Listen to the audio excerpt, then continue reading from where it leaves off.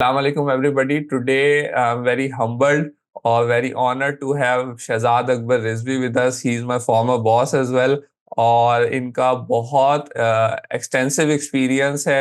बहुत जो है सबसे इम्पोर्टेंट बात है कि thank you sir for giving us your important and precious time. मुझे पता है आप काफ़ी बिजी रहते हैं, तो thank you for giving us time. और विदाउट फर्दर ड्यू मैं आपको प्लेटफॉर्म हैंड ओवर करता हूँ। अपने बारे में सर बताएं ताकि जो भी ऑडियंस सुन रही है अपना ब्रीफ सा इंट्रोडक्शन दे दें about your education, about your experience, how it has been over 30 or 30 plus years of experience working in different multinational companies। आपने जो है वो ups and downs of the country economic conditions भी देखे और different companies भी देखे। तो मैं आपको हैंड ओवर कर रहा हूँ platform. Once again thank you sir very much for giving us your precious time. और सर अपने बारे में बताएं ताकि ऑडियंस जान सके आपके बारे में। Thank you sir, over to you sir. Asad, Asad, thank you very much for inviting me for this video. Or currently, I am actually in US.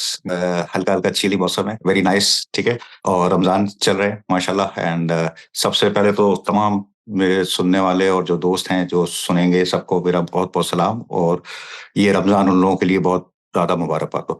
अच्छा, I start with my education. मैंने 1987 में US California से MBA किया marketing में। और फिर वहां पर मैं 1 साल मैंने काम किया और फिर मैं पाकिस्तान आ गया। पाकिस्तान आने की बेसिक वजह ये थी कि my mother never wanted me to settle in US at that time. तो अब आ तो गए थे, लेकिन जाहिर है यहाँ कुछ करना था। पहले मैंने शुरू के 1 डेढ़ साल जो है मैंने मरकरी गारमेंट इंडस्ट्री में काम किया। और वहां से फिर मैंने, उस जमाने में कैलटेक्स होती थी, शेवरॉन नहीं थी, तो मैंने अप्लाई किया। वहां मेरी जॉब लग गई एज अ जोन मैनेजर। तो जब मैं जोन मैनेजर के शुरू में गया, तो उस जमाने में जो है एक हमारे फॉर्मर बॉस होते थे आफ्ताब साहब। अब किसी भी स्टेशन पे जाओ तो हर आदमी use to speak very high about Aftab साहब। तो मैंने उस वक्त ये डिसाइड कर लिया कि यार मैं आफ्ताब साहब का नाम जो है इंडस्ट्री से रिमूव करूंगा। Not in a bad sense, इसलिए कि लोग उनको इतना अच्छा रिगार्ड करते हैं, तो मैं ये चाहूंगा कि मैं भी कुछ ऐसा करूं कि लोग मुझे ना याद रखें आफ्ताब साहब की तरह। तो फिर सबसे पहले तो मेरा मेन ऑब्जेक्टिव ये था कि जो आजकल के मैं यंग लोगों को बताना ये चाहता हूँ कि देखिए, आपको जॉब तो मिलती है ना, जॉब तो आप कर लोगे 8 घंटे, but you have to do something. People should remember you even if you are not there. तो मैंने फिर क्या किया, मुझे जब जोन दिया गया सारे कैलटेक्स में, हम गैस स्टेशन का, उस जमाने में हमको 15 से 20 स्टेशन मिलते थे। मैंने तमाम स्टेशन वगैरह के जितने भी हमारे डीलर्स थे उन लोगों से मिलना शुरू किया और अपने रिलेशनशिप बिल्ड किए और फिर हर चीजों में इन्वॉल्व होता था। और ये देखता था कि यार शाह साहब जो है इन्होंने क्या क्या ऐसी चीजें करते थे। तो और फिर सबसे जो मेन चीज ये करता था कि मैं हर इंडिविजुअल कस्टमर के बारे में समझता था कि कौन क्या है, ताकि उसको डील करने में इस तरह से हो कि वो रिलेशनशिप जो है प्रोफेशनल भी रहे और एक इस तरह का रिलेशनशिप बन जाए। अच्छा, होता क्या है कि हमारे यहाँ जो लोग हैं ना, वो 2 से 3 चीजों को नहीं समझते, जो तो बड़ी इंपॉर्टेंट चीजें हैं लाइफ में। एक तो ये कि आप कभी भी जिंदगी में अपने आप को किसी से कंपेयर नहीं करो कि यार मेरे पास ये नहीं है, उसके पास ये है, मेरे पास वो है, इसके पास ये नहीं है। ये आदमी ना अपने आप को खुद तकलीफ देता है। दूसरा, रो नहीं, क्राई डोंट क्राई। रोतुओं के साथ कोई जिंदगी नहीं गुजारता भाई। और आपने हमेशा पॉजिटिव रहना है और जो काम करो उसको एंजॉय करोगे, कम थकोगे। फिर दूसरा ये कि आप कभी ये मत सोचो कि यार मैं यहाँ, अच्छा, मैंने अपनी लाइफ में एक चीज ये जो बड़ी की, और वो मैं हमेशा ये कहता हूं कि always remember one thing, dreams without goal, they are just dreams. मैंने जब ज्वाइन किया था तो मैंने अपने को ये एक टारगेट दे दिया था कि यार मैंने जो है, जब रिटायरमेंट की एज आएगी तो मेरी ये चीजें होंगी, ये होंगी। फॉर इंस्टेंस, मैं एक पर्सनल से जो है तुम डिफाइन करता हूँ कि मैंने 1990 में मेरी शादी हुई। मैंने ये सोच लिया था कि यार मेरे बच्चे जो हैं 97 तक मेरे बच्चे होंगे, 2 3 जो भी होंगे। By the time I get retired तो मेरे बच्चे प्रैक्टिकल लाइफ में आ चुके होंगे। Why I am saying this, आपको ये प्लान करना है और ये शुरू के करियर पाथ में ही करना है। फिर मैंने ये प्लान किया था कि मैं ऑर्गेनाइजेशन में नंबर 2 पोजीशन पे एटलीस्ट आऊंगा, यानी सीईओ के बाद। उसके लिए होता क्या है कि अब आपको क्या करना पड़ता है कि आप जो आपको काम दिया जाता है, आप उसके अलावा दूसरी चीज़ों पे भी इन्वॉल्व होते हो। With in the department, with in the organisation आप अपने रिलेशनशिप बिल्ड करते हो और फिर कोशिश ये करते हो कि आपको ज़्यादा से ज़्यादा चीज़ें आएँ। जो नए लड़के आ रहे हैं उनको सिखाओ, उनको बताओ ताकि उससे 2 चीज़ होती है व्हेन यू टीच समबडी तो बेसिकली आप अपने आप को भी सिखा रहे होते हो। आपकी रिस्पेक्ट बढ़ती है। फिर इंडस्ट्री में आप जाते हो, इंडस्ट्री में लोग आपसे पूछते हैं। फिर जो कोई चीज़ आपको मिले या कोई नहीं अच्छा हमेशा मेरी एक आदत ये थी कि कोई नई चीज़ के बारे में सोचूँ यार कुछ डिफरेंट करना है, कुछ डिफरेंट करना है। एक ज़माने की मुझे अच्छी तरह याद है कि जब इलेक्ट्रॉनिक सम्स आए थे गैस स्टेशन पे तो लोग इलेक्ट्रॉनिक्स पंप्स की बहुत बातें करते रहते थे। तो मैंने बोला यार इलेक्ट्रॉनिक्स पंप्स पे कोई इंजीनियरिटी लेकर आएँ, कोई नई चीज़ लेकर आएँ। तो मुझे आज भी याद है वो स्टेशन, सैयारा सर्विस स्टेशन। तो वो फर्स्ट टाइम मैंने वहाँ पर ये किया था कि मैंने जो है वहाँ पे टॉकिंग यूनिट इंट्रोड्यूस किया। तो ये मैं बात कर रहा हूँ कैलटेक्स के डेज़ की ना। तो उसमें ये था कि जब आप नोज़ल उठाएँगे तो वो उसमें से आवाज़ आएगी welcome to Sayara service station और फिर उसके बाद जब आपने गैस डलवा ली तो फिर वो बोलेगा thank you for being at Saiyaara service station. तो ये एक सोच हमेशा कुछ ना कुछ नई चीज़ के बारे में सोचता रहता था कि यार ये कुछ डिफरेंट करना है।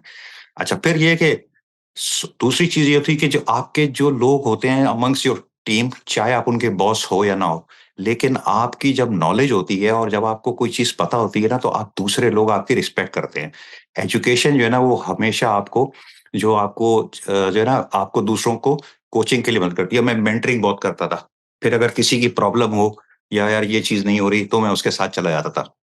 दूसरी चीज़ ये है कि मैंने ज़िंदगी में कभी हार नहीं मानी।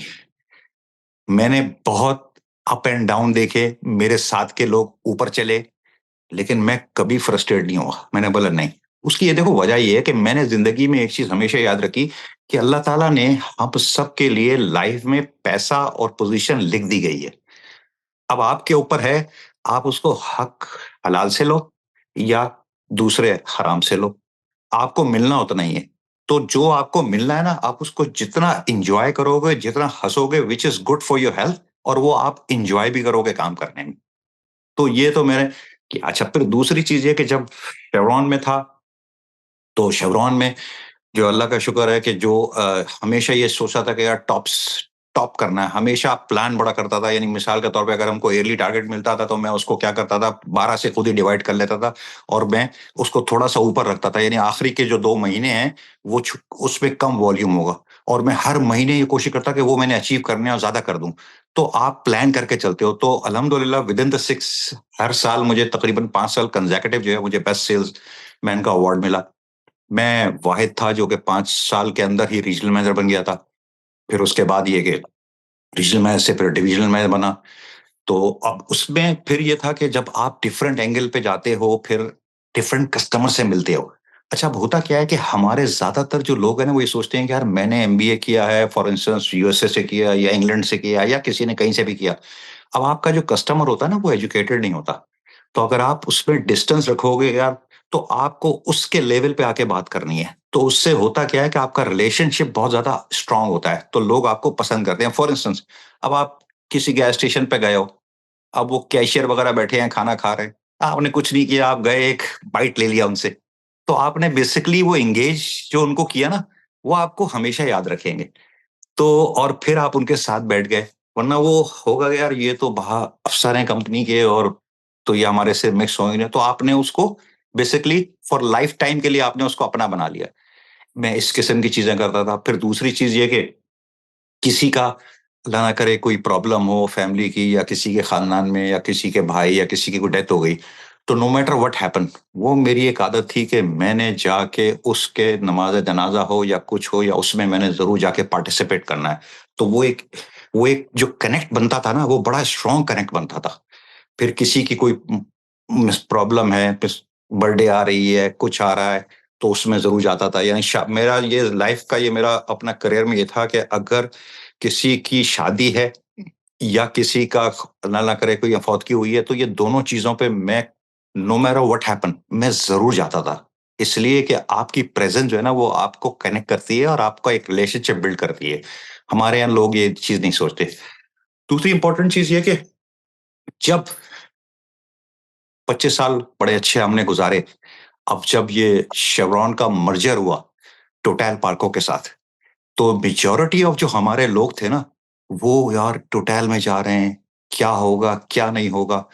मैंने उस दिन एक चीज़ याद रखी थी, Chevron is a history now. Now I am going to a total पार्को। अब जो मेरी अथॉरिटीज़ थी या जो मेरी चीज़ें वहाँ पर थी ना, वो पास्ट हो गया। हमारे यहाँ मेजॉरिटी ऑफ लोगों ने क्या किया कि जो मर्जर वगैरह के बाद होता है, वो परेशान हो जाते हैं। तो मैं बड़ा पॉज़िटिव होकर गया और मैंने बोला कि यार this is the company now, और मैंने पास छोड़ दिया। फिर मैंने जो उनकी अथॉरिटी या जो उनकी पॉलिसी थी, उसको ओन किया और फिर उसके हिसाब से चला। अच्छा, फिर आप ये देखें कि मैंने जो है अपना तुमने असद ये देखा होगा कि मैंने बहुत जल्दी टोटल के अंदर लोगों के साथ, not in my department but दूसरे डिपार्टमेंट के साथ भी अपने रिलेशनशिप बड़े स्ट्रांग कर लिए।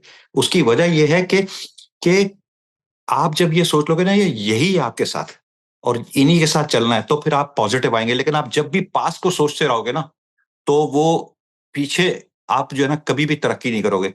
अब तुम अगर आप मैं तुमको एक मिसाल दूँ, मिसाल के तौर पे जब आप कहीं सफ़र के लिए जाते हैं, तो आप रिक्शे पे जाते हैं।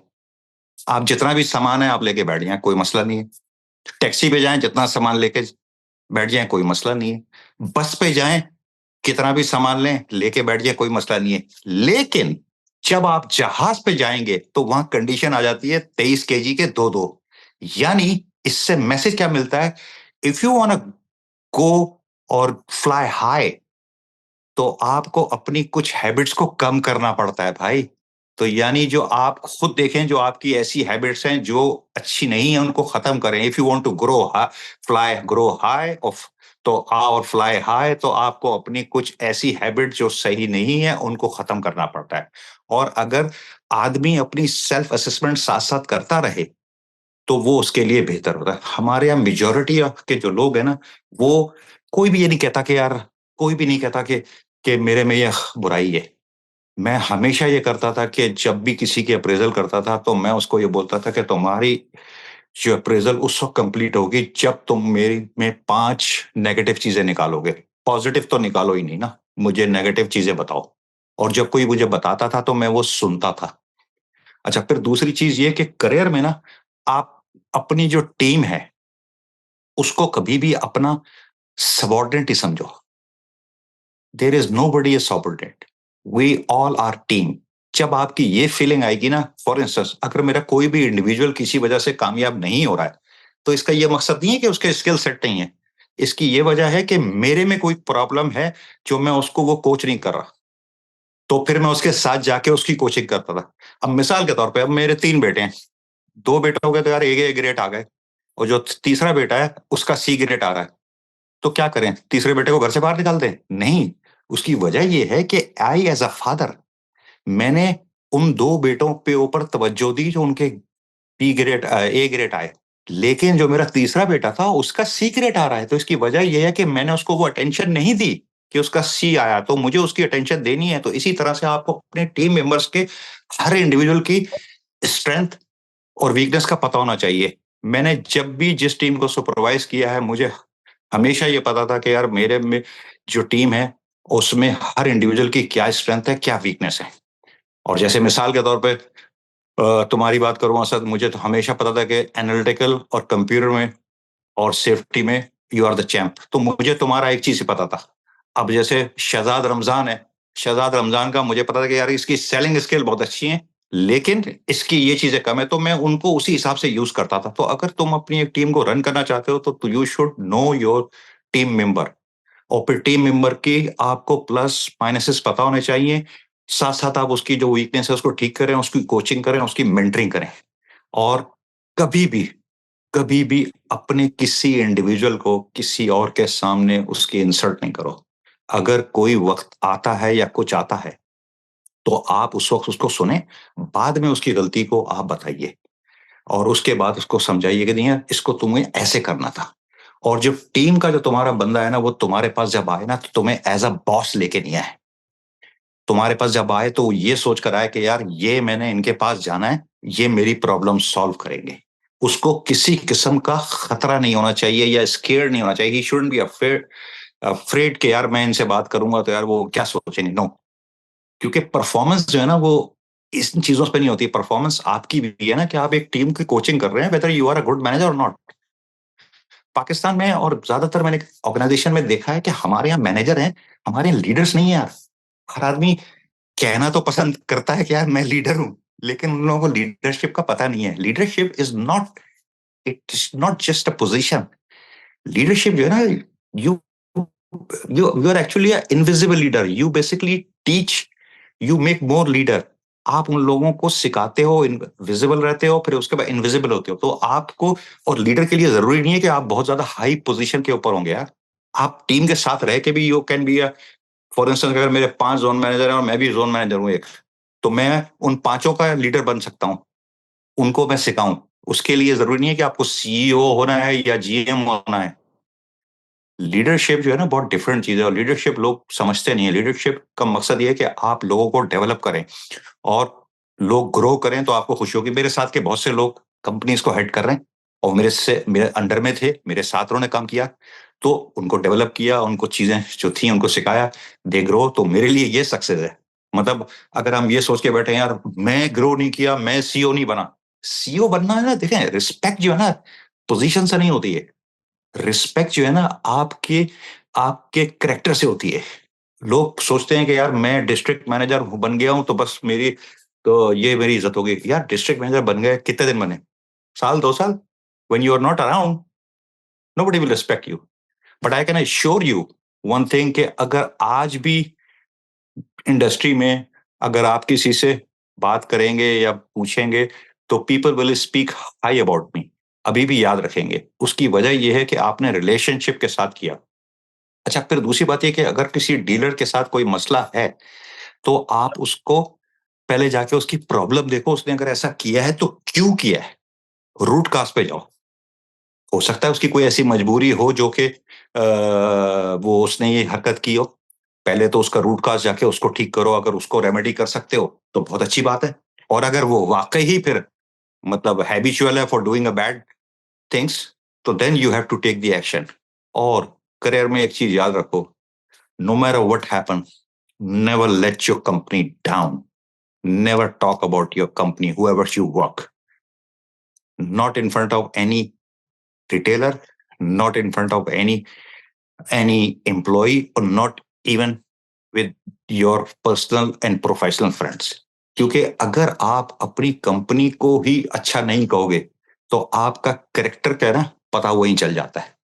मैं आज भी आई विल नेवर से कि यार मेरे साथ बड़ा बैड एक्सपीरियंस था शेवरॉन का या टोटल का। मैं दोनों कंपनियों की तारीफ बंद करता हूँ, बिकॉज इन दोनों कंपनियों ने मुझे बनाया है, मुझे सिखाया है। आज अगर शहजाद रिजवी को इंडस्ट्री में कोई जानता है, because of this company, they have given me a platform to to excel my skills. और मुझे उन्होंने बड़ा वो दिया, तो मैं ये कभी भी नहीं कहूंगा। हाँ देखिए, कोई इंडिविजुअल होते हैं, people do not leave company, people leave managers. कोई ना कोई ऐसा मैनेजर आ जाता है तो लोग, कंपनी कोई भी बुरी नहीं होती है, हर कंपनी की अपनी पॉलिसी होती है। और हमेशा आप याद रखें कि लोग जो यंग आते हैं ना वो चाहते हैं कि यार हम जो है पहले हम 4 से 5 6 साल में ना हम जो सीईओ बन जाए। ओ भाई, सीईओ बनने के लिए आपको थोड़ी मेहनत करनी पड़ती है, आपको काम सीखना पड़ता है। अगर तो तुम ये सोच के आते हो कंपनी में कि यार सुबह 8:30 बजे काम करके 5 बजे, नो, मैंने कभी लाइफ में नहीं सोचा। काम 24 घंटे का करता था। 5 बजे के बाद भी अगर किसी की कोई प्रॉब्लम आ गई या किसी कस्टमर की कोई प्रॉब्लम आई तो उसको मैंने सॉल्व किया। द रीजन बीइंग, जब you want people to respect you, तो अब वो आपके पास अगर वो आ रहे हैं ना तो कोई वजह ही आ रही है, कोई प्रॉब्लम ही आई है, तो you have to solve it. There is a lot of individual, I to want to name it. तो मैं तो जस्ट अपने एक्सपीरियंस की वजह से बता रहा हूँ कि वो होता क्या है कि वो कहता है यार 5 बजे के बाद तो हमारा काम खत्म हो गया, now we are not responsible.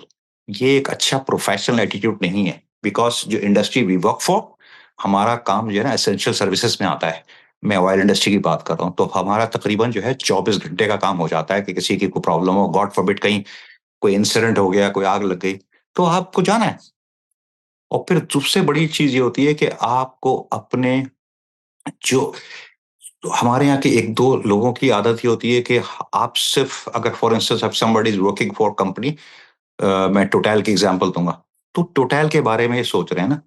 No, आपको एक चीज और सोचनी है कि भाई पीएसओ क्या कर रहा है, शेल क्या कर रहा है, दूसरी इंडस्ट्री में और क्या हो रहा है।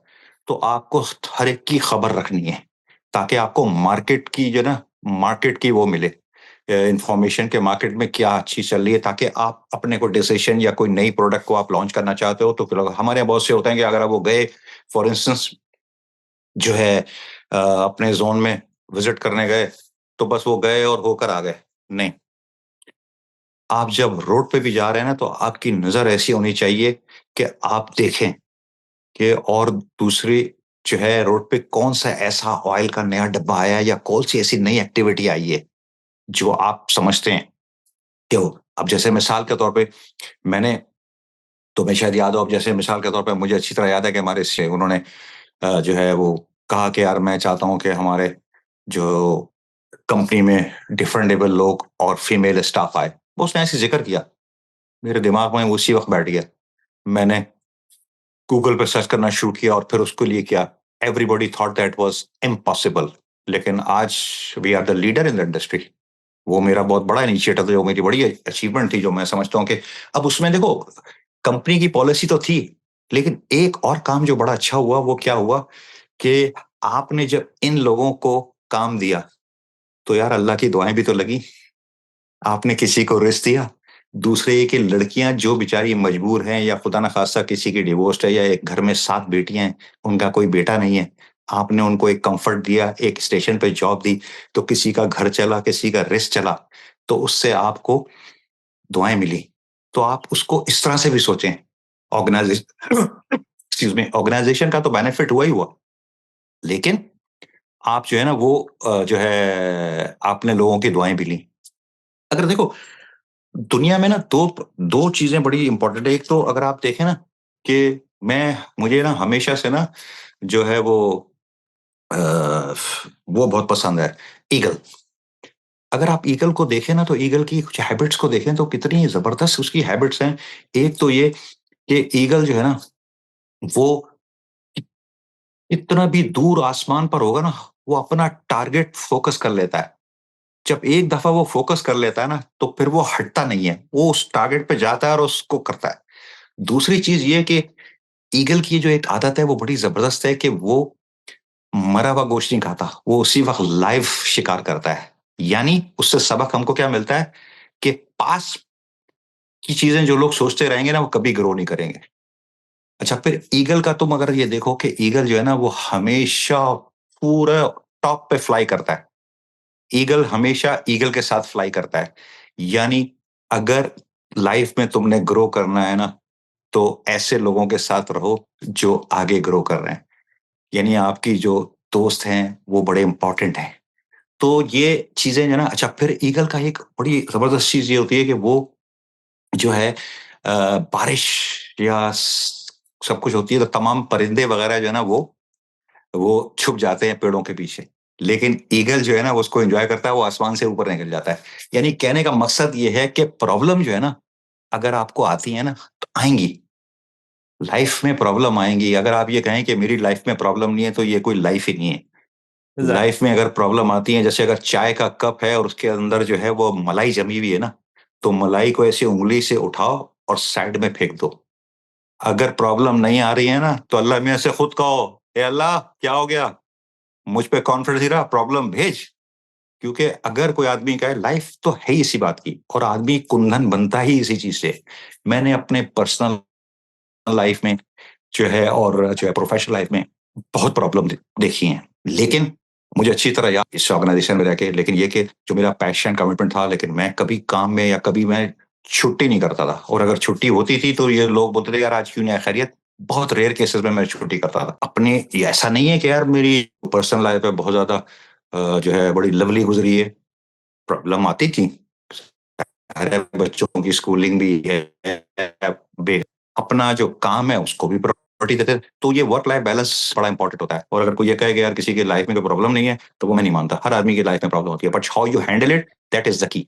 और फिर सबसे जो मेन चीज ये होती है कि आप ना जब कोई चीज सीखें, तो हमारे यहाँ जो अक्सर लोगों की प्रॉब्लम है ना, जब कोई चीज उनको नहीं आती है ना, वो दूसरों को नहीं सिखाते यार। दूसरे को सिखाएंगे नहीं तो आप खुद कैसे ग्रो करेंगे भाई? क्योंकि अगर एक स्किल मुझे आ गया तो मैंने तो ऊपर जाना है ना। तो मुझे ऊपर जाने के लिए किसी को नीचे डेवलप करना है।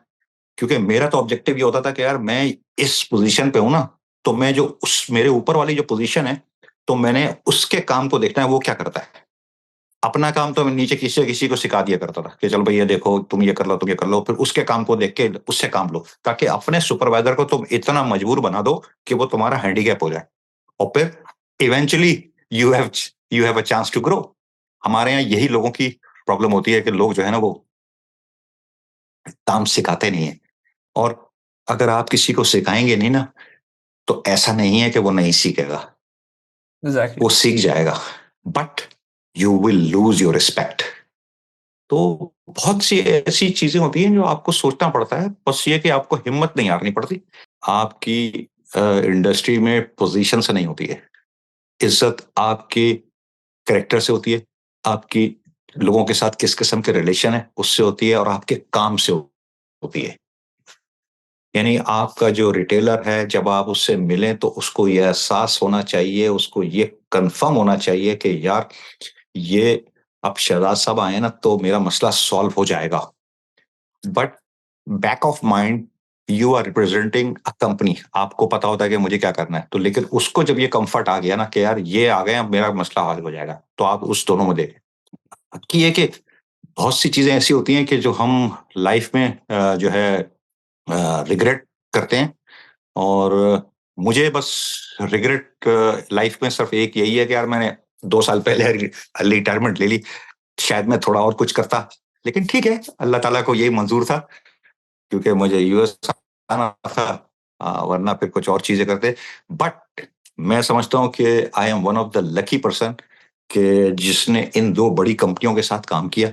और जो है मुझे बड़े अच्छे अच्छे प्रोफेशनल लोग मिले, और मुझे बड़े अच्छे अच्छे लोगों से मेरा वास्ता रहा, मुझे बहुत अच्छी सीखने को चीजें मिली। और अगर मैं कभी बैठ के सोचता हूँ तो कि यार काश वो वक्त दोबारा आ जाए, लेकिन मुश्किल है। और but I had a wonderful journey of 30 years of my life में। I can complain, I am really thankful to you. और असद कोई क्वेश्चन है तो मुझसे पूछो। जी जी जी सर, क्वेश्चन बहुत सारे हैं। माशाल्लाह से हम from the hmm, very beginning start करते हैं। जो आफ्ताब साहब से पहले एमबीए से, तो सबसे पहले फ्रॉम पाकिस्तान ये एमबीए अमेरिका में, क्योंकि जितने भी लोग आमतौर पे जा रहे होते हैं वो जा रहे होते हैं या तो इंजीनियरिंग करने या इस तरफ करने। तो आपको क्या चीज़ क्लिक करी कि यार मैंने अमेरिका ही जाना है और अमेरिका ही से एमबीए करना है? तो ये एक छोटा सा जवाब है, फिर इससे एक फॉलो अप क्वेश्चन है उसके, कि आपके जो अ- मैंने पूरी जर्नी देखी है ना, was very clear about everything, कि बच्चे होने हैं, ये मैंने करियर पाथ प्लान करना है। देखें अभी आप माशाल्लाह से एक सर्टेन एज में है ना, तो जो है मैं भी हूं, तो इस वक्त तक चीजें क्लियर होती हैं। लेकिन जब आप वेरी यंग होते हो, 22 23, उस वक्त आपको इतनी चीजें क्लियर नहीं होती कि मैंने करियर ऐसे रखना है, बच्चे ऐसे रखने हैं, शादी ऐसे करनी है। तो आपको कोई मेंटोर मिला था, कोई बंदा मिला था जिसने आपको ये सब गाइड किया, या किस चीज ने आपको ये सारी चीजें क्लिक करी जो आपका पाथ इतना क्लियर हुआ? क्लैरिटी जो है ना वो लाइफ में बड़ी इंपॉर्टेंट है, तो वो सही। कहाँ से डेवलप हुई? ये दो चीजें सर। अच्छा, वेरी गुड क्वेश्चन यार। मेरे वालिद जनरल मैनेजर थे नेशनल फाइबर्स में। हम लोग 9 बहन भाई हैं। मेरी माशा 3 बहनें बड़ी थी, और उसके बाद हम भाई थे। ठीक है। तो जब मेरे वालिद साहब रिटायर हुए, तो सारे मेरी 3 बहनें बड़ी थी, तो एक बड़ा हैंडसम अमाउंट घर आता था, तो वो एकदम से आना जो है वो कम हो गया। तो वहां से मुझे ये एक एहसास ये हुआ कि यार एक तो ये कि मुझे शादी जल्दी करनी चाहिए, by the time you get retired तो आपके घर में जो ये प्रॉब्लम आई है वो ना आए। अच्छा, फिर मैं जब अमेरिका गया तो मैं एक्चुअली गया था कंप्यूटर की सॉफ्टवेयर की आई 20 पे। अब पाकिस्तान में, अब मैं बात कर रहा हूँ 1983 की यार। अब 83 में तो कंप्यूटर था नहीं, वहां जब हम गए तो समझ नहीं आ रहा कुछ। तो वहां पे एक बड़ा अच्छा एक हमारा फॉरेन स्टूडेंट एडवाइजर था, तो मैं उससे जाके मिला कि भाई मेरा तो ये ग्रेड भी नहीं आ रहे हैं, सही क्या करूं। तो उसने मुझे कंप्यूटर के सामने बिठाया और कोई 200-250 सवाल थे, कहता भाई इसका यस नो के जवाब देते रहो, जो उसमें मल्टीपल चॉइसेस थी। मैंने जब जवाब दिया तो उसने मुझे बड़ा जबरदस्त बात बोली। उसने बोला, Shahzad, drop your semester and change your field, you are a sales guy. और डू एमबीए। मैंने वो सेमेस्टर जो है वो $1200 मेरे ऐसे डूबे। उसके बाद मैंने अपना फील्ड ही चेंज कर दी और मार्केटिंग में आ गया। अच्छा, फिर जब मार्केटिंग में आ गया, फिर सबसे एक चीज ये थी कि मुझे बोलने बालने का और लोगों से रिलेशनशिप का, तो मुझे ये मेरा स्किल तो था। तो मैंने बोला यार ये मार्केटिंग में जाना चाहिए, तो इसलिए मैं फिर मार्केटिंग में चला गया और वो उसकी वजह से मैं कामयाब हो गया। गया मैं कंप्यूटर की आई 20 पे था। Exactly exactly exactly. तो अच्छा, दूसरी चीज है ये जो क्लैरिटी है ऑफ द करियर पाथ, ये आपके एमबीए ने डेवलप किया या आपके शुरू से माइंड में था? देखें, शादी करना आजकल के भी दौर में इवन यंगस्टर्स के लिए बड़ा मुश्किल होता है ना, घर में कहना कि यार मैं शादी के लिए तैयार हूं और मेरी शादी ढूंढो। तो ये हर चीज को डिफाइन करना और अपने क्लैरिटी को आगे कम्युनिकेट करना, और मतलब इसका क्या बेसिक, ये एमबीए ने डेवलप किया, एमबीए अमेरिकन एक्सपोजर ने डेवलप किया, ये कहाँ से डेवलप हुआ यार देखो, क्लैरिटी ऑफ मैं योर जब करियर पाथ? हाँ देखो, जब मैं पाकिस्तान आया ना, तो मेरे एक चीज ये थी कि मुझे रहना यही है। अब जब रहना यही है, तो मैं बहुत से लोगों को देखता था कि यार वो उनकी 35 साल 38 साल एज हो गई, शादी नहीं की। अब वो उसके बाद वो 55 में हैं, तो वो छोटा सा बच्चा अपने को लेके जा रहे हैं, उसका मैट्रिक नहीं हुआ। और बाय द टाइम वो रिटायर हो गए, फिर मैंने फैमिलीज में भी ऐसे देखी जिन्होंने लेट शादियां की। अच्छा, मेरे फादर जो है ना, बड़े ओपन माइंडेड थे, बड़े, he was like a friend to me. तो मैंने पापा से स्ट्रेट कहा, पापा मैं चाहता हूँ कि शादी जल्दी करूं, और अगर आप समझते हैं, क्योंकि आपके उसमें मैंने देखा है कि जब आप रिटायर हुए तो हमें थोड़ी सी फाइनेंशियल प्रॉब्लम्स आई, और शादी जल्दी करने गई है कि बच्चे जल्दी होंगे, तो फिर उससे ये कि by the time I get retired, तो फिर और तो बच्चे एटलीस्ट प्रैक्टिकल लाइफ में आ चुके होंगे। तो मेरे फादर ने बोला बिल्कुल ठीक है। और उस जमाने हमारी तीनों बहनों की शादियां भी हो चुकी थी, तो मेरे वालिद ने बिल्कुल बोला I think you are right. और रही बात ये कि हमारे यहाँ ना अक्सर लोग क्या पता सोचते हैं, यार खुदा उदा पे किसी को भरोसा नहीं है। मैं बड़ा फ्रैंक होके ब्लंट ये बात कर रहा हूँ। वजह ये है कि भाई, हमारे यहाँ सोचते हैं कि लड़का जो है मेच्योर हो जाए, पैसा आ जाए। जिसने मेच्योर नहीं होना ना, वो सारी जिंदगी मेच्योर नहीं होगा। और पैसा आपके नसीब से आता है, और वो जितना अल्लाह ने लिखा है वो आता है। आपको सिर्फ जाना होता है, और सिर्फ एक, और अल्लाह ताला उसमें खुद मदद करता है यार। जब मैंने अपना करियर स्टार्ट किया था, तो मैंने मरकरी गारमेंट्स में 4000 रुपए पे स्टार्ट की थी। 4000 रुपए पाकिस्तानी। और ये बात कर रहा हूं मैं 1990 की। और फिर उसके बाद मुझे शेवरॉन में जो जॉब मिली, वो मेरे ख्याल से मुझे मिली थी 20,000 रुपए पे, एज अ जोन मैनेजर। और फिर ऐसा ऐसा देखे आने वाला अपना हर, और मेरे अल्लाह का करम है, जब जब मेरे बच्चे पैदा हुए, प्रमोशन हुआ, और अल्लाह ताला ने उनका रिस्क, आने वाला अपना रिस्क लेके आता है यार। हम लोग ये भूल जाते हैं। और जो है अल्हम्दुलिल्लाह यार, मुझे तो वो दिन भी याद है कि यार हम बहुत सी चीजें ऐसी सोचते थे और अफोर्ड नहीं कर सकते थे। आज अल्लाह का बड़ा करम है यार, हम जिस चीज को सोचते हैं वो खरीद लेते हैं। लेकिन ये कि कभी चीज से भागे नहीं। हमारे यहाँ लोग जो है ना बोलते हैं कि यार आज पता क्या है कि वो, अगर मैं शादी जल्दी कर लेता हूँ तो एक क्लिफ्टन पे घर जो है वो 1.5 लाख का आ रहा है, कैसे गुजारा होगा, क्या नहीं होगा। तो भाई, ज्वाइंट फैमिली सिस्टम से बाहर क्यों जा रहे हो शुरू में? पहले पेरेंट्स के साथ रहो, उनकी भी खिदमत करो, उनकी भी दुआएं लो, और फिर वक्त के साथ साथ करो। हम ज्वाइंट फैमिली सिस्टम में काफी अरसे रहे, और है वहीं से हमने फिर प्रॉपर्टी बनाई, और रह के आपको करना पड़ता है। आप चाहते हैं कि नहीं यार, वो हमारे असल में आजकल वो जो है ना, वो ये बड़ा है ना कि नहीं यार, वो जरा शुरू में अंडरस्टैंडिंग होनी चाहिए ना मिनिस्टर वो बेगम की और हमारी, तो it's better to leave the parents और अलग थोड़ा रहो। ऐसा नहीं है।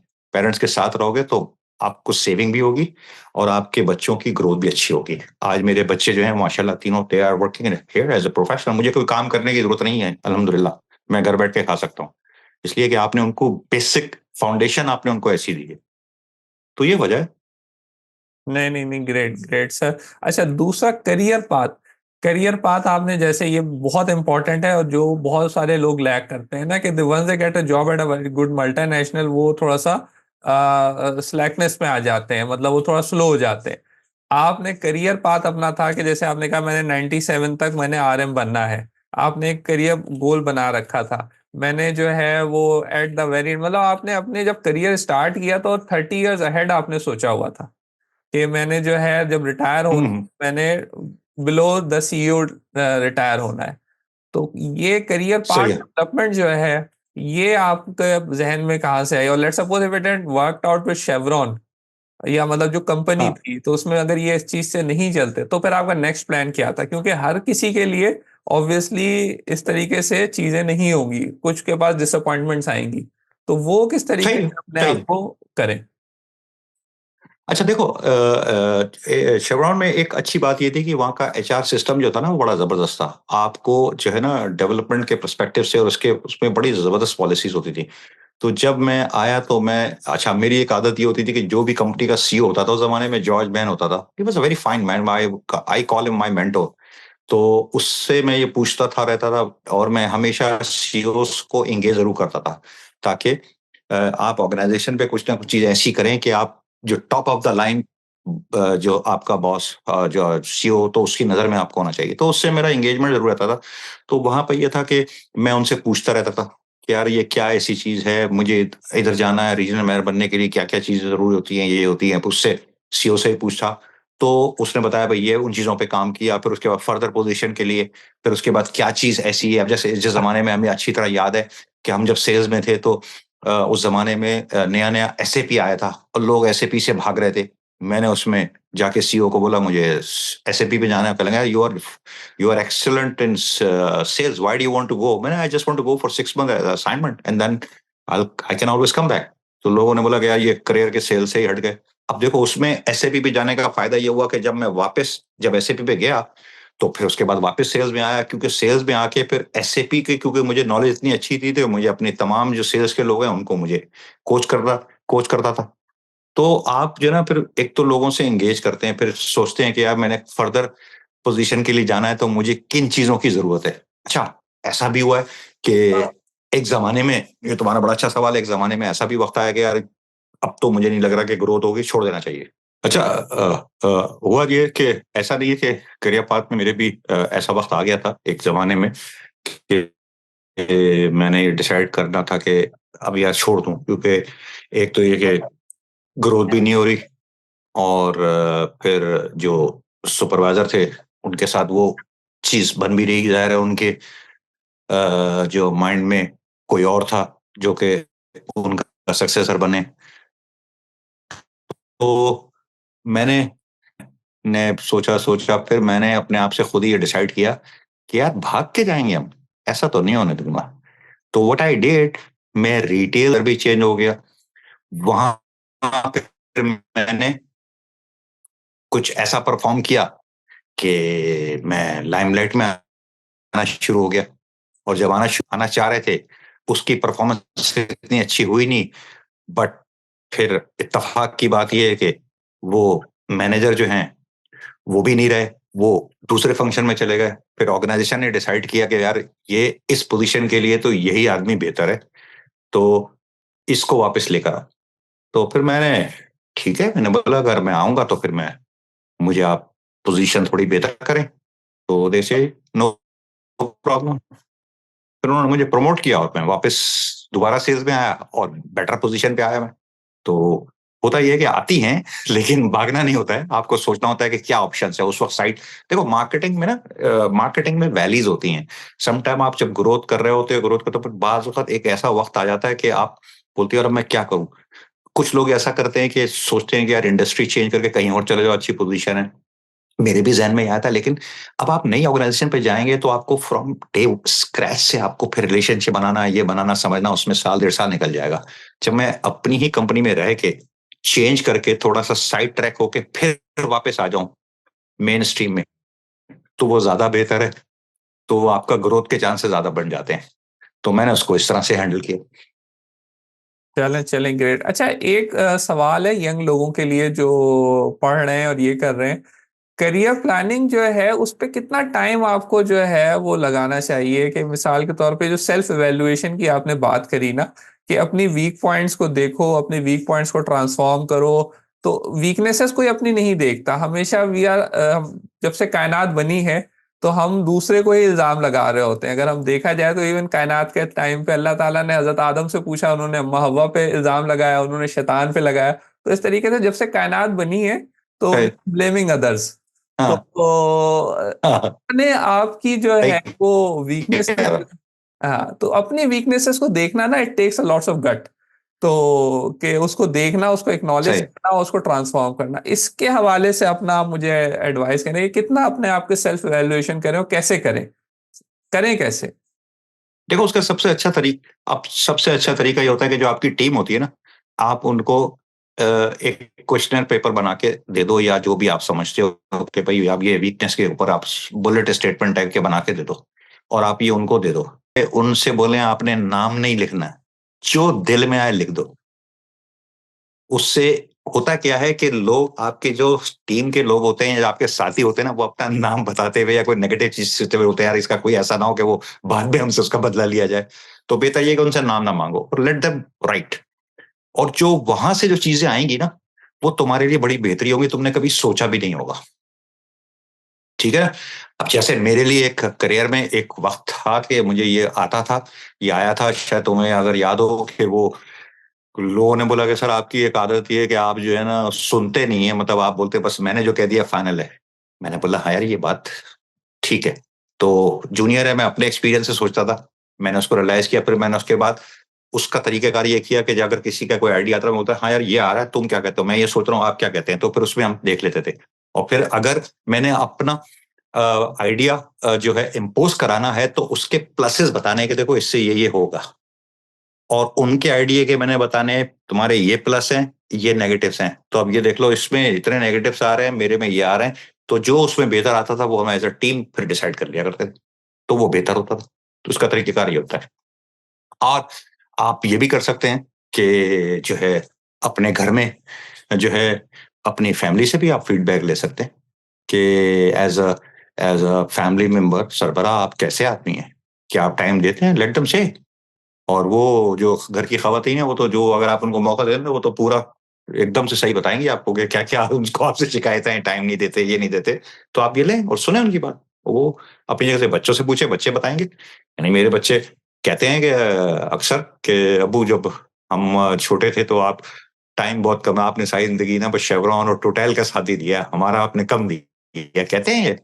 और ये फैक्ट भी है। ठीक है, मैंने बोला देखो आज इस मुकाम पे पहुँचे हैं उसकी वजह भी यही है बेटा। दैट आई थिंक मुझे उसको थोड़ा और टाइम देना चाहिए था, यू आर राइट। लेकिन ये है कि जितना हम टाइम दे सकते थे, हमने दिया। तो ये एक तो तरीका यही है, इसको इस तरह से ले लें आप। ग्रेट एडवाइस कि आप जो है वो लोगों से फीडबैक लो। लेकिन इसमें एक और इम्पॉर्टेंट चीज़ है कि आपको ना अपनी भी स्ट्रेंथ और वीकनेसेस पता हो। जैसे आपने कहा ना कि अपने पीयर्स से आप एडवाइस लो, तो ऑब्वियसली कुछ पीयर्स आपको जेन्युइन एडवाइस देंगे, आपको जेन्युइन वीकनेसेस बताएंगे। कुछ पीयर्स होंगे जो गुस्से में आपको ऐसी चीज़ें बताएंगे जो आपके अंदर ऑलरेडी नहीं है, मतलब वो वीकनेसेस नहीं है लेकिन वो आपको हाईलाइट करेंगे। तो थोड़ी सी आपके अंदर भी सेल्फ इवेल्युएशन की जो है वो माइंडसेट हो कि आपको पता हो कि हाँ ये वीकनेसेस हैं जो मैं डेवलप कर सकता हूँ, और ये वीकनेसेस मेरे अंदर जो है वो इतनी नहीं है, ये इस तरीके से बोल रहा है। तो self evaluation is also important. आप क्या कहते हैं? एक चीज़ ये भी करता था, मेरी एक आदत थी सोने से पहले ना मैं यूट्यूब पे जाके वीडियोज़ देखता था और इवैल्यूएशन अपने करने की, या क्या जो अच्छे ग्रेट लीडर्स गुज़रे हैं, क्या-क्या उनकी मोटिवेशनल चीज़ें देखता था, क्या-क्या उनकी चीज़ें हैं। वो एक मेरी आदत थी, वो तकरीबन मैं आधा घंटा सोने से पहले बिस्तर पे लेट के मैं ज़रूर ये देखता था। ये मेरी आदत थी, उससे मैं चीज़ सीखता था और फिर अपने आप को देखता था कि यार ये क्या कर रहे हैं, मैंने क्या नहीं किया हुआ, मुझ में क्या कमी है। तो वो उसने एक बड़ा वाइटल रोल प्ले किया है मेरे करियर में। मेरी ये आदत थी और आज भी मैं यही करता हूँ। अच्छा सर, एक और जो है इम्पोर्टेंट चीज, रिलेशनशिप की आपने बहुत बात करी ना, रिलेशनशिप और एडेप्टेबिलिटी। एडेप्टेबिलिटी पे हम बाद में आएंगे। रिलेशनशिप जो है वो आपके ख्याल में किसी भी कस्टमर के साथ डेवलप करने के लिए आपको क्या क्या चीजें जहन में मतलब रखनी चाहिए, और कितना टाइम एक रिलेशनशिप में लगता है डेवलप होने में? जैसे आपने बताया कि उसके गम में खुशी में हमेशा साथ रहो, लेकिन फिर भी एक नॉर्मल टाइम आपके ख्याल में कितना लगना चाहिए कि आप एक रिलेशनशिप आप कह सकते हो कि हाँ यार ये मेरे पास ट्रस्ट करना शुरू हो गया है? और इसकी क्या वो होती कि हैं देखो आइडेंटिटी? हाँ, देखो होता ये है कि मैं जो सेल्स का लोग हैं ना, उनके लिए मैं ये कहूँगा कि ज़्यादातर जो सेल्स के लोग हैं ना, वो अगर ऑफ़िस में बैठे हुए हैं, सेल्स के बंदे का ऑफ़िस में काम ही नहीं है। वो कस्टमर के पास जाके बैठे। ज़रूरी नहीं है कि वो उस दिन जाके वो सेल कॉल ही कर रहा हो। सेल कॉल अपनी कर दी, उसके बाद बैठे हैं और चीज़ें देखें, उससे उसके साथ उसको ले गए खाने पे, कोई इवेंट हो रहा है मूवी का, उस पे चले गए, ठीक है? उसके साथ आपने एक अपना एक रिलेशनशिप बिल्ड कर दिया, तो उसको ये एहसास हो जाए जब आप हर एक पे काम करना शुरू करो स्लो-स्लो। जैसे मेरा रूटीन था कि मिसाल के तौर पे अगर मैं गुलशन का एरिया है, तो मैं गुलशन के एरिया में 2-3 लोग जो थे, सोचता था कि अब मैं इस वीक उनके पास जाऊँगा। तो उनको ये पता होता कि यार वो शहज़ाद साहब आएँगे, वो बैठे हैं, गपशप लगाएँगे, कुछ नहीं यार काम नहीं, बस कुछ ऐसे ही आए हैं और अच्छा देखें। फिर उसके साथ बाहर खड़े हो गए, फ़ोरकोर्ट पे खड़े होके, यार अगर तू इसको इसको ऐसे देख ले तो तेरे को बिज़नेस में फ़ायदा नहीं हो जाएगा? तो वो उसको ये बताएँ कि वो उसको ये एहसास होना शुरू हो गया कि यार ये तो मेरे बिज़नेस को इम्प्रूव कर रहा है ये। मेरा बजाय इसके कि आप जाके उसको बोलें यार ये सही नहीं है, वो सही नहीं है, आप उसको इस तरह से बोलें, बोले यार इसको इसको ऐसे करो यार, इससे तुम्हारा बिज़नेस बेहतर होगा। तो आप उसके पास जाते हैं, बैठते हैं, ज़रूरी नहीं है कि आप बिज़नेस की बात करें, you talk about many other things. अच्छा और बच्चे क्या कर रहे हैं, ये क्या कर रहे हैं, अच्छा क्या करना चाह रहे हो, बच्चों को क्या पढ़ाओ यार, मतलब ये कि और उसके साथ सेशन लगाने के साथ ना, तो ये टाइम ज़्यादा टाइम नहीं लगता मतलब ये हो जाता है मतलब, आप उनके साथ बैठेंगे तो इट खुद ही डेवलप हो जाएगा। नहीं, नहीं, बेसिक आइडिया ये है कि आप उनके साथ जो है ना, उनको ये हो जाए कि he is here to help you out. जब उसको ये फ़ील होगा कि हाँ यार, ये अपने साथ मेरा भी फ़ायदा हाँ, देख रहा है, तो फिर वो आपके पास ट्रस्ट करना शुरू कर देगा। ऑब्वियसली रिलेशनशिप उस तरीके से आपकी जो है ना, फिर वो फाउंडेशन बन जाएगी और फिर आप वहाँ हाँ, से ग्रो करते हुए चले जाते ट्रस्ट हाँ, बस वो हाँ, हैं। तो ग्रेट एडवाइस है, ग्रेट एडवाइस। अच्छा, हम हाँ, थोड़ा-सा जो है, अब हम प्रोफ़ेशनल से आ हाँ, जाते हैं हाँ। स्टूडेंट लाइफ़ पे। अब हम थोड़ा-सा ना अर्ली स्टेजेस में जाते हैं। जब एक स्टूडेंट हो जो प्रोफेशनल डिग्री ले रहा है, तो जो 4 इयर्स होते हैं ना, that are very crucial obviously. तो उसके लिए आप लोग क्या एडवाइस करेंगे कि वो जो अपने 4 इयर्स हैं, वो क्या माइंड में रख के अपने 4 इयर्स, जैसे आपने बताया आप एमबीए आप कर रहे थे, तो एमबीए के टाइम आप अमेरिका में थे, आपके माइंड में क्या था कि जो है वो एमबीए के बाद मैंने ये करना है, ये मैंने ड्यूरिंग द एमबीए ये चीजें ग्रैस्प करनी है जिससे मुझे आगे फायदा होगा? तो ड्यूरिंग एजुकेशन आपने अपना अच्छा, क्या माइंड में चीजें रखनी चाहिए? देखो मैं तो बताऊँ मेरा मेरा एक लाइफ़ का ये था कि जब मैं स्टूडेंट लाइफ़ में था ना और एमबीए करने से पहले पाकिस्तान में जब था तो मेरे एक दोस्त थे और उनके प्लास्टिक थर्मिक्स तो वो जो कप्स था यानी बनाते थे वो प्लास्टिक के जो कि ठंडी चीज़ को ठंडा रखते थे और गर्म चीज़ को गर्म रखते थे। उस ज़माने में कराची में ना वो जुम्मा बाज़ार लगते थे। हम कॉलेज के स्टूडेंट हुआ करते थे, तो उनको लोग चाहिए होते थे। अच्छा हमारे पास पैसे नहीं होते थे, तो उन्होंने हमको एक फ्राइडे के लिए हमको रख लेते थे कि ₹1000 या ₹500 देते थे, मुझे याद नहीं है। तो हम चले जाते थे। तो उससे लोगों के साथ डिफरेंट किस्म के लोगों के साथ मिलते जाते थे, उनको एंगेज करते थे। तो एक तो वहाँ से ये आइडिया हो गया कि यार जो हमारी जो इंटरपर्सनल स्किल्स हैं और या लोगों के साथ कम्युनिकेट करना ना ये था कि ये मेरी स्ट्रेंथ है। तो ये डिसाइड करो कि करना क्या है और फिर ऐसी चीज़ सोचो कि जो आगे जिसका जो है फ्यूचर तुम्हें नज़र आ रहा हो। चलें, चलें सर, ग्रेट एडवाइस। और हर चीज़ के बारे में माशाल्लाह से हमने जो आज वो बात करी, हमने बात करी करियर प्लानिंग की, एडॉप्टेबिलिटी की, रेज़िलियंस की और रिलेशनशिप बिल्डिंग की। तो इसके अलावा सर आप कोई जो है वो एडवाइस देना चाहेंगे कि फिर हम इसको कंक्लूड करते हैं और फिनिश करते हैं? आपका भी टाइम काफ़ी ले लिया हम लोगों ने। तो कोई अपना जो है वो एक crux of the story, crux of your advice जो आप देना चाहें यंग लड़के लड़कियों को, स्टूडेंट्स को, जो ग्रोइंग प्रोफेशनल्स हैं उनको? इस दुनिया में बहुत ऑप्शंस हैं। There are many opportunities. आप उसको ग्रैब कैसे करते हो कि यार अगर हमने कर लिया तो आगे जॉब्स हैं नहीं, पाकिस्तान में ये नहीं है, पाकिस्तान में वो नहीं है, हम भी उसी पाकिस्तान से आए हैं। हिम्मत नहीं हारनी है, अल्लाह पे यकीन रखो और जो है पैशन, कमिटमेंट और अपने आप को जो ना मैं मतलब मिसाल के तौर पे एक छोटी-सी मिसाल दूँगा, अगर आप एक $1000 ₹1000 का या $100 का नोट लो ना, उसको बिल्कुल मसल दो और निचोड़ दो और फिर उसके बाद उसको खोलो। 1000 का नोट है ना, वो 1000 का ही रहेगा। तो कहने का मकसद ये है कि लोग दुनिया में तुमको कितना मसलें, कितना ड्रिल करें, तुम तो तुम ही हो, तो तुम्हें फ़र्क नहीं पड़ना चाहिए। तो दुनिया में जब आए हो तो अल्लाह ताला ने आपको इस दुनिया में जब लाए हैं, तो अल्लाह ताला ने आपका रिस्क और आपका चीज़ें सारी डिफाइन कर दी हैं। और आपको फ्रस्ट्रेट नहीं होना है, बस अपने आप को पॉज़िटिव रखो, अल्लाह पे यकीन रखो और इंशाअल्लाह आप सक्सेसफुल होगे। बस मैं सिर्फ़ यही कहना चाहूँगा।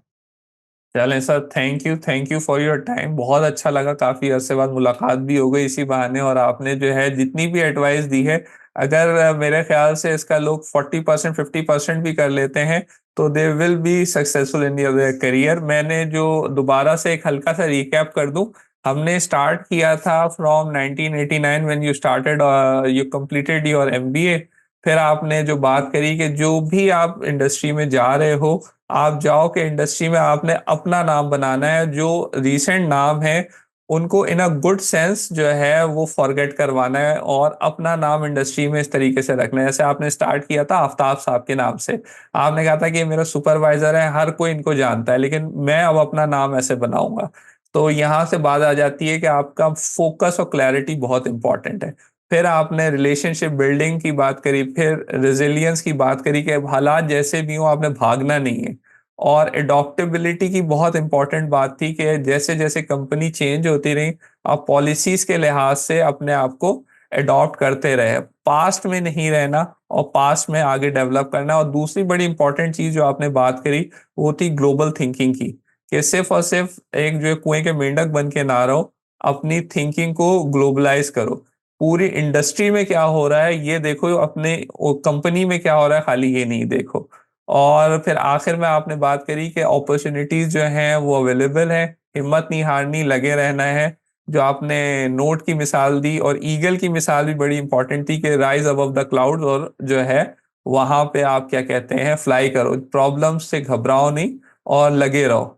तो इसके अलावा कोई चीज मैं मिस आउट कर रहा हूं तो आप बता दें, वरना फिर हम इसको कंक्लूड करते हैं सर। नहीं, मेरे ख्याल से नहीं है। जब मैंने 1987 में जब एमबीए कर लिया था, मैं पाकिस्तान आया था, तो उसके बाद कुछ अर्से के बाद मैंने एक रियलाइज किया कि यार हर बच्चा जो है ना वो बी और प्लस एमबीए कर रहा है, और मेरे पास तो एक ही डिग्री थी। ऐसा ना हो कि एक डिग्री की वजह से मैं नीचे रह जाऊं। तो फिर मैंने मास्टर इन कंप्यूटर साइंस किया, तो वो 2.5 साल में एग्जीक्यूटिव। तो मतलब बात ये है कि 13 साल के बाद बच्चे भी पढ़ रहे हैं, मैं भी पढ़ रहा हूँ, लेकिन मैंने दूसरी डिग्री भी ली। तो आपको अपने साथ साथ अपने स्किल्स को और अपनी एजुकेशन को बढ़ाते बढ़ाते भी रहना है, देखना है कि क्या हो रहा है इंडस्ट्री में। बस ये आपने बस रखना है कि मतलब एक ही डिग्री करके आपने अपने आप को फाइनल नहीं करना है। आपने देखना है कि इंडस्ट्री में क्या चल रहा है, do you need to add some education, add it, अगर इफ नीडेड तो जरूर करो। ग्रेट ग्रेट, कंटिन्यूस ग्रोथ जो है, जो आपने बात करी कि आप रोज रात को वीडियोस भी देखते हैं इम्प्रूवमेंट की, तो ये उसी में आ जाता है कि हाँ, कंटिन्यूस ग्रोथ जो है वो दैट इज वेरी इंपॉर्टेंट। और एडॉप्टेबिलिटी में वेरी भी इंपॉर्टेंट, होता है बिल्कुल सही। कि आप उसमें आ जाए। तो sir, it was great talking to you, इंशाल्लाह अपना ख्याल रखिएगा। Thank you. बात होती है आपसे।